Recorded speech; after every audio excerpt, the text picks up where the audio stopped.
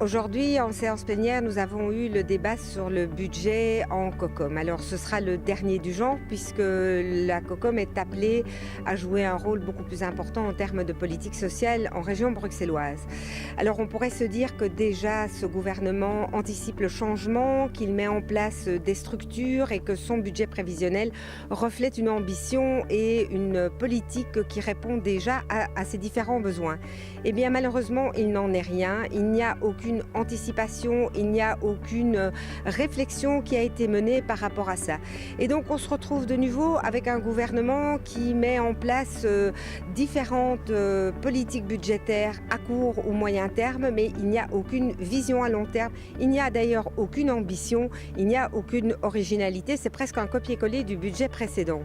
Alors, en termes plus spécifiques, j'ai peut-être envie de pointer 3 éléments. D'abord, les jeunes, qui sont parmi les grands absents de ce budget. Mais un rapport pauvreté avec la thématique jeune avait été fait l'an dernier. Pourtant, aucun des points qui avaient été épinglés dans ce rapport n'a été repris et a été transformé en politique sociale ou en termes de politique de santé. Rien qui permette de changer l'approche des jeunes dans cette ville, de créer un environnement où ils pourront trouver du travail, où ils pourront compléter une formation, où ils pourront trouver un logement adéquat. Rien qui soit fait pour les empêcher de tomber dans la précarité ou l'assistanat. Le deuxième point, ou le deuxième grand absent de ce budget, ce sont les femmes.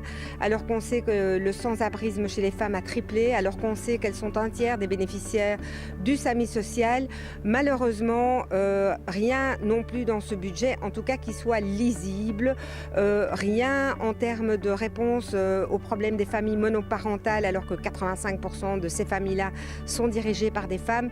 Et donc là aussi, voilà, on peut dire qu'on attend le budget genré, mais en attendant ces budgets genrés, il aurait quand même fallu déjà apporter des réponses. On sait que le rapport pauvreté 2014 aura pour objet les femmes et la pauvreté. On espère que là, le gouvernement va au moins pouvoir en tirer quelque chose pour transformer ça en politique ad hoc et ambitieuse. Et donc voilà, ce rapport pauvreté aujourd'hui manque de vision. Alors le ministre est content parce qu'il se base sur le compte, parce que la situation globale de la région s'est améliorée, certes, mais faut-il vraiment le faire au détriment de ces différentes catégories de personnes?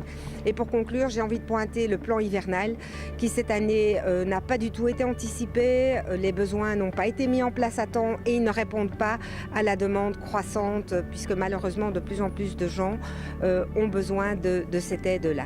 Et donc voilà, moi j'ai pas envie de donner une bonne cote à ce gouvernement pour son budget en santé sociale et on espère que les élections vont amener une nouvelle majorité qui, elle, aura plus de souffle et d'ambition.